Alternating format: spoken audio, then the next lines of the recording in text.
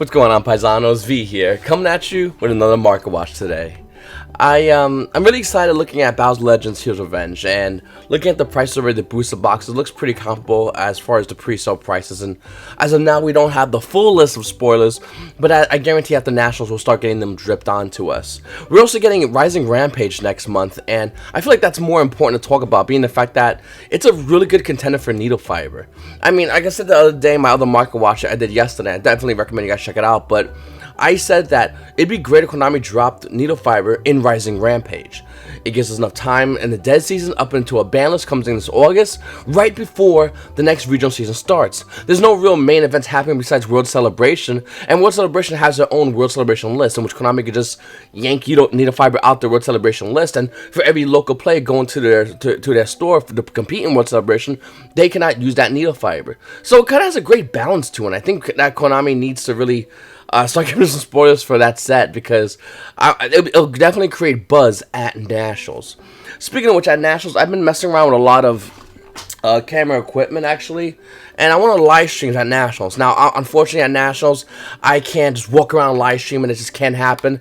But I'm thinking about walking around and going to that area that YouTubers or Instagram vloggers, evidently we have Instagram vloggers, record and just do a little live stream, hang out for a while, talk to people, and see what's up. And I'm gonna bring my gimbal mic as well as this right here, which is a little thing I put my camera phone on, and it has a spot for the light and a spot for microphone, so it gets better sound quality on here.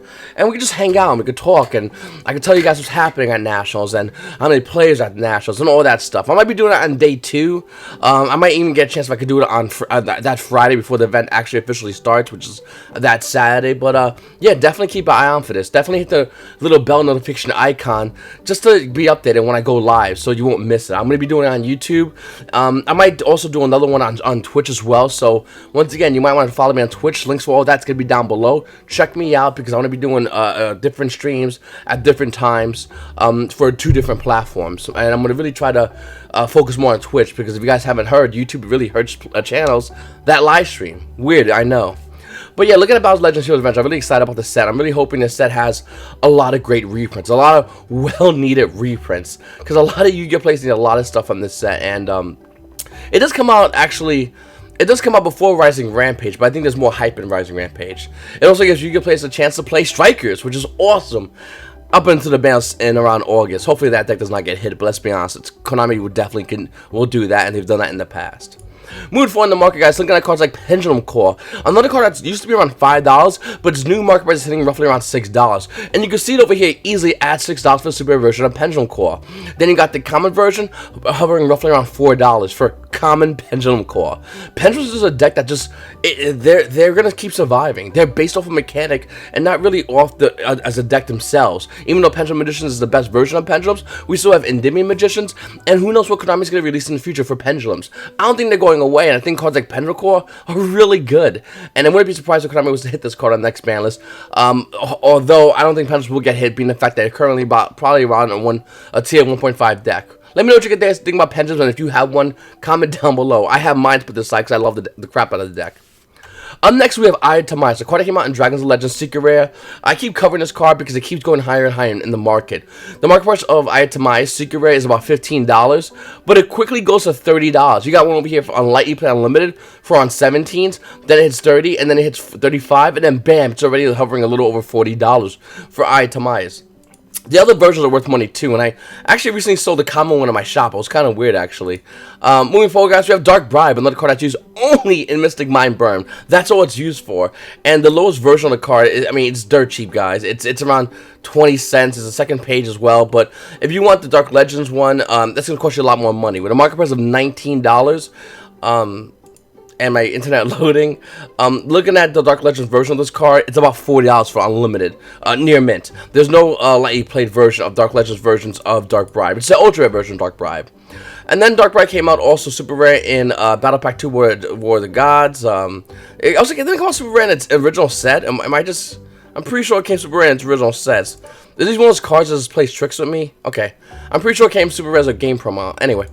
Moving forward, guys, looking at Dagusta Emerald, it's actually spiking higher and higher in the market. And there's don't be surprised. What with the balance coming up, Dagusta Emerald, and in that same respect and in the same breath, can we say Laval Chain is going to be going higher in value. We're looking at right now, this Duel Terminal 7 version has a $23 market price. $23 on the market price, but when you realistically look at it, it's about $40, and it quickly goes over to $47 for Dagusta Emerald. This is a DT version. Now you have a chance you could buy the Hidden Arsenal Secret Rare version of Dagusta Emerald. It's still roughly around $6, and there's a good amount of them left in the market. And for Laval Chain, it's about $5 in the market, but we've already seen that card hit up almost near $9 for Laval Chain. As you can see over here, Nimin First Edition is almost near $9, unlimited. 8 and change. Laval Chain Secret Rares are also going high in the market. And as far as like the Duel Terminal 7 one, well, that price is kind of weird. Market price has this card roughly around $25, but we're seeing a Nearman Unlimited actually be around $40 for this card.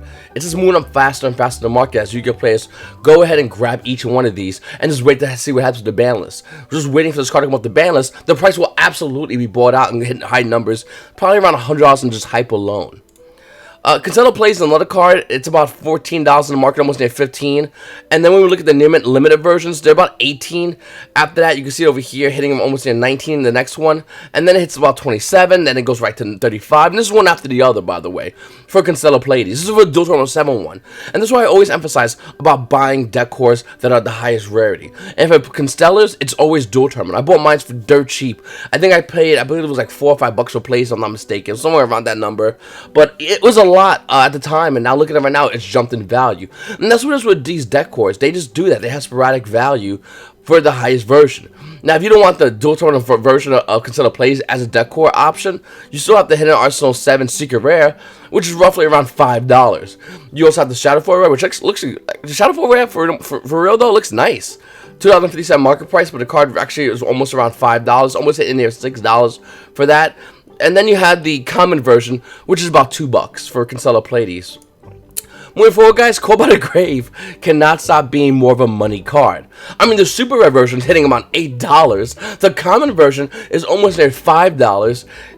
We're getting a reprint of this soon, guaranteed. It's just the fact that this card's going up so high in value, being the fact that Konami has had so many cores, subsets, OTS packs, and which totally forgot about Call by the Grave. It originally came out in Flame Destruction as a common, and was a super rare promo in Extreme Force. When it came out in Extreme Force, it was like a $2 super rare, and now it's hitting almost near $8. Breaking the Magic War for TP7 is another reason why I don't like GOATs. I have this card actually, and I'm probably going to sell it. I'm not going to have expensive GOAT decks because there's no reason to, because the price is getting astronomically high for something that's more of a fun thing to do. Even though you can make the same argument about Max Rarity Yu-Gi-Oh, and you wouldn't be wrong, I just think that having a Max Rarity GOAT deck, an unsupported format that an OTS store cannot run events for, because Konami will yank their OTS partnership with, and by the way, they will 100% do that to my other fellow OTS stores. If you run an OTS GOAT tournament and Konami finds out, you lose OTS status that fast. You, of course, notice if you read the newsletter, but if you haven't, you're going to want to read the past 2 newsletters. They're really, really, really firm on the fact that if you're running a non-sanctioned OTS event, and by the way, they will never ever sanction GOAT format. This is not happening. But if you run that kind of event, you will lose your OTS stats, which kind of is a bit of a bummer. It's kind of way of going, we don't want you to run GOATs, and we don't want you to run Air G events. But we can't say that. So we'll say unsanctioned, which is smart on their part if you think about it, because Konami doesn't make much money from GOAT format. Yeah, they reprint old GOAT cards, but for the most part, they don't really bank off GOAT format, and they don't really want to promote it. They want to promote their own format in which they control, and that format currently is Speed Duels. And to be honest with you, as much as you're about to hate me for saying this, Speed Duels has been pretty fun. I've been playing it, testing out the last couple of days, and I've been having a great time playing Speed Duels. I said it when it was boring, and I'm saying when it's fun, and right now, it's very fun right now, and I do enjoy it, and I'm going to have more Speed Duel videos coming out on this channel, in addition to market watches and other great content, so don't worry about it. I'm not taking away anything, I'm just adding more, and I do enjoy Speed Duels. But going back over to Breaking the Magic Warrior from Tournament Pack 7, the super rare version, market price is $77. Well, let's look at it real quickly, shall we? Oh, right, it's $200. Hey, if you got any lightly plated ones, you could probably sell to $150 to some guy who probably bought the rest of these cards out on the market. Moving forward, Murmur Abyss Gaios. This is another weird version of Ultimate Rare and actually Ultra Rare being roughly around the same price, for the most part. Light played versions of Ultimate Rare Murmur Abyss Gaios is about $10, while unlimited versions of Murmur Abyss Gaios is $9 for the Ultra Rare as opposed to the Ultimate Rare, which is $10. Now looking at Abyss Gaios for first edition, it's about $9.21, and there is a bit of a distinction between that version and the Ultimate Rare version of Murmur Abyss Gaios. Mark Price has this card, by the way, roughly around $7. Finding yourself a first edition Abyss Gaios is going to be a little bit harder, where in comparison to finding the other version, which is about $17. So for Ultimate Abyss Gaios, you got $17. And then for Unlimited Abyss Gaios, you got about $10. Bit of a big price jump. Then we have Shooting Star Dragon from Star Strike Blast, the Ghost Rare. Market price of this card roughly around $70. Where you look at over here, guys, it's actually about $100. And this guy has about 3 of them after that, and the guy has another one for a little over $110. That's a fantastic price point.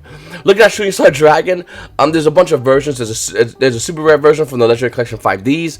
That's about $6. There is a 10 collectors, a 10 secret rare. Market price has it roughly around $6, and we're seeing it roughly around $6 as well. Looking at all the versions, the original Ultra Rare from Shooting Star Dragon from Star Strike Blast, that's also about $9. It just has crazy value. Let's go see what the Ultimate Rare version is. This is back when Konami made, like the OCG, how they got a Ghost Ultimate Rare and all that good stuff. We used to get the same thing, and here it is right here, as you can see, guys. But looking at Shooting Star Dragon Ultimate Rare, market price is about $23, and Light You Play First Edition is already about $24. After that one is gone, it's going to be hitting around $46, almost doubling in price for the same exact card. The only difference is it's near mint and Light You Played. And the Light You Played is not a bad deal for a Shooting Star Dragon, to be honest with you, because we know it's going to go up in price. It's inevitable. It's going to go way beyond this, by the way. Then we also have Tuning, came out Star Strike Blast. It has a $13 markup on it. Near mint, actually about $17 for tunings. And I guess this is everyone getting ready for any kind of support that the tuning could be used in. I know Plants didn't do much in the TCG. I thought they was going to do a lot, but it really didn't do much. And who knows, maybe you can players are getting ready to play this card in future decks. As of right now, $17, to be honest with you, looks pretty cheap. You know, for an old Ultra Rare that came out in Star Strike Blast. Of all sets, Star Strike Blast. Then we have Chaos Hunter from Storm of Ragnarok. Market price of this card's roughly around $11, and Unlimited near mint, oh, they're about $20. The next one's about $20, and you want a first edition near mint, it's $44 for Chaos Hunter. Listen, I think this is a great card too, but I'm not sure if this is a blowout card to earn that $44 price point. I can't see that happening. And if you have this card, are you selling it? Are you keeping it? Would you sell it if you had it, or would you keep it? Let me know in the comment section down below. Then we have Manju at 10,000 hands. I've been talking about this card forever. Sporadically, maybe once every 3 months, I come back here and I touch on this card. I yap about how you should buy it, and then I walk away because everyone freaks out if I keep talking about it for too long.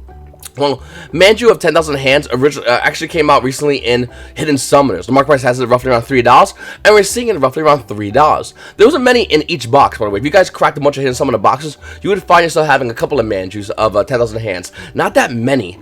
And Manju has a history of just going higher in value after it comes out. When the first initially came out in Secret Forces, the price of this card was like around $1, $2. It wasn't a wanted card. And then after time went on, the card moved up to about $6. The reprint recently came out, so the super rare version from the Secret Forces jumped back down in value. But as time goes on, this card's gonna go higher in value unless Konami makes it yet another reprint. And there's tons of printings of Manju of 10,000 hands. There's a lot of them. It just gets harder to find because these cards aren't printed en masse. They're printed in a short variety. Until we get like an OTS common version, this card's still gonna be a high valued card. Also looking at Manju of 10,000 hands, right now for Light You Played Limited, it's about $9 for a dual terminal version, whereas the market price of the DT6 version is about $10. So it's a little bit under its market price, and it's not going to stay permanent. It's going to probably go up in value once again, unless Konami makes this like an OTS common or maybe an OTS super rare or something to that effect. If that doesn't happen, this card's going to keep going high in value. So keep an eye out for this card. And then we have Gil Garth. Now, normally I won't end myself on a vanilla monster, but I just want to talk about how Gil Garth has a $19 market price, almost $20 market price. And for a while, it's been a $20 card. Secret from Geyser Sword, absolute trash vanilla card. But it's worth $200. In fact, after that one goes away, that's $200, the price point shown over here is $950. Oh, don't forget about the $1.99 shipping. Yeah, guys just saw it starting to have some very awkward value. Cards from like Magic Formula to the Elemental Hero Chaos Neos Misprint that you can't really even play, just collect this card. Cards like Necroface, which has a history going up in value, that's still roughly around $125, to the regular Elemental Hero Chaos Neos Ghost Rare with $110 market price. The cards like Silent Doom, Security Orb, which had a buyout not long ago and now starting to cool back down. There's only 5, by the way, prices listed on TCG Player. Guys just saw has a lot of weird cards with weird value. Yes, it was a great set, and it was a set that initially brought Gladius into the meta, which became a tier 1 deck at the time. Awesome. But whenever you pull the Magic Formula or Silent Doom, Security Orb, Ultimate Rare, Gil Garth, you wasn't really excited, but now these cards are having value. People are realizing they can yank cards out the market, and nobody can really fill them as fast as they used to be, because the game is just so getting bigger and bigger and bigger, and Konami's not re-releasing sets like Gladius saw. So Yu-Gi-Oh! Players are just manipulating the market. We see this happen early with a card that's currently in competitive market. It's a Gnome card, and it's actually starting to cool down a little bit, and I guarantee you as time goes on, it's definitely going to cool down more because it's an artificial buyout. I just want to emphasize Dan Twist the Knife a little more. Alright, common question of the day comes from Paisano Dragon Ruler. He says, #V, you okay Yu-Gi-Oh! With your kids? Do you mean, am I okay with my kids playing Yu-Gi-Oh? If that's the question, the answer is yes. My oldest son actually loves Yu-Gi-Oh! A lot. He actually plays Duel Links. Well, he's learning to play Duel Links. He's mostly grabbing the cards, looking at them. He watches TV show every single day. And when I mean every single day, I mean every single day. He has his own iPad. So in the morning before he goes to school, he'll watch it. I know there's no schools out right now, but he goes to like it's not summer school, but he's like in kindergarten, so it's like pre-summer school, I guess what you want to call it. Just it's like more school if you want it, basically. And he gets up in the morning, he eats his breakfast, he watches Yu-Gi-Oh! Goes to school, comes back, eats lunch, and watches Yu-Gi-Oh!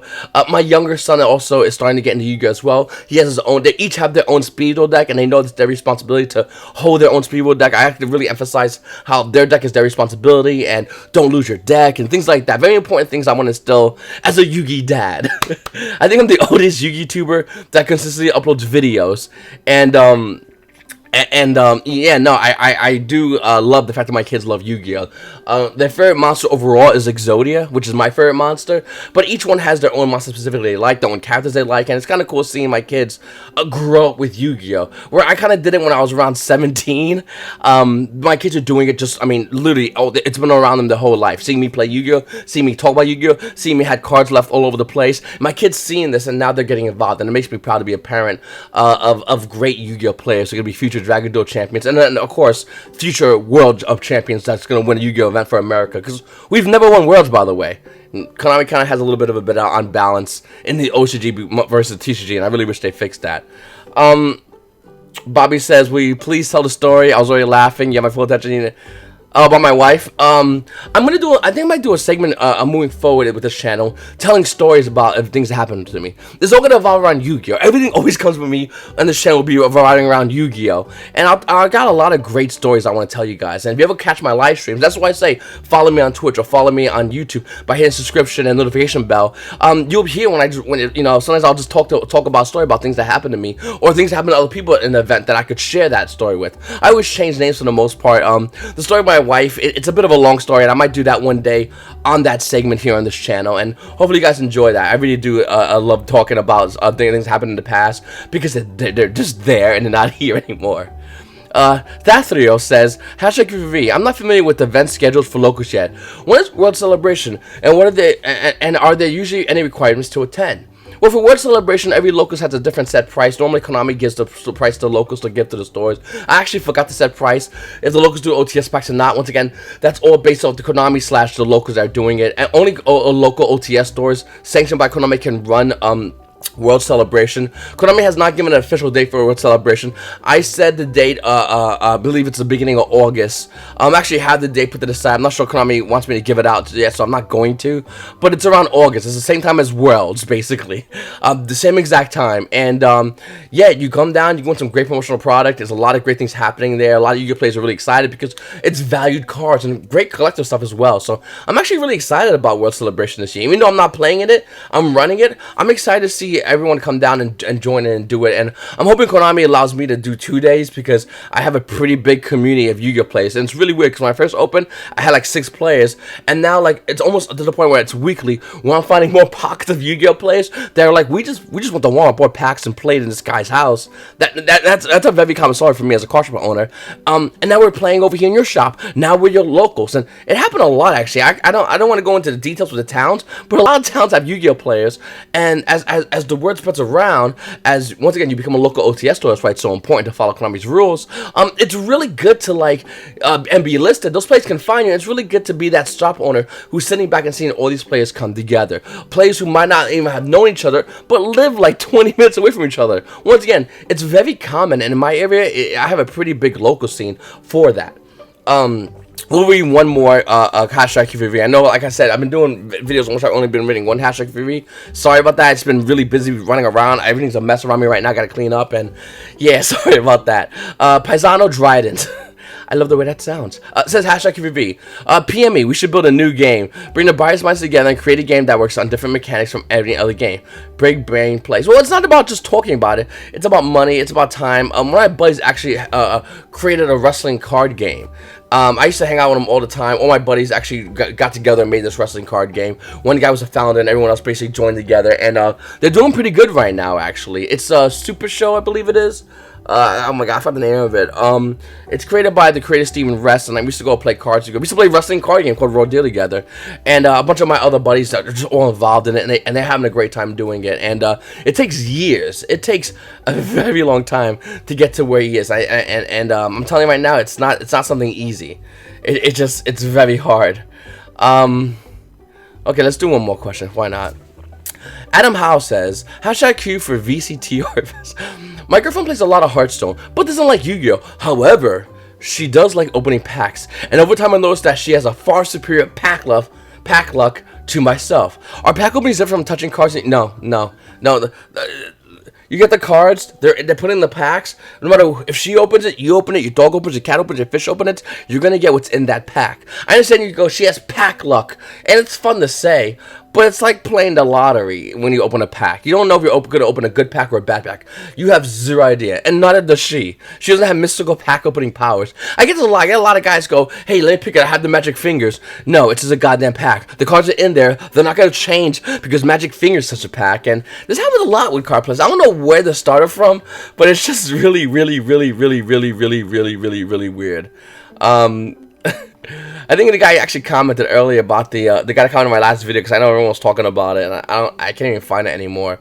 But yeah, I mean, don't you know? You want her to open your cards? It's your money, your cards, I guess. But why doesn't that guy get a divorce already? I mean, you know, Yu-Gi-Oh! Life, boys. Anyway, guys, I really appreciate you guys watching my video. Please make sure to subscribe if you haven't subscribed. Hit the like button, notification button, and comment down below. If you have any questions, type in hashtag QV. And if you just want to type in anything in general, type it in. Get in there. Nah, V, I think we need to create a new card game made by the people. Haha, my wife does my deck list for events every time.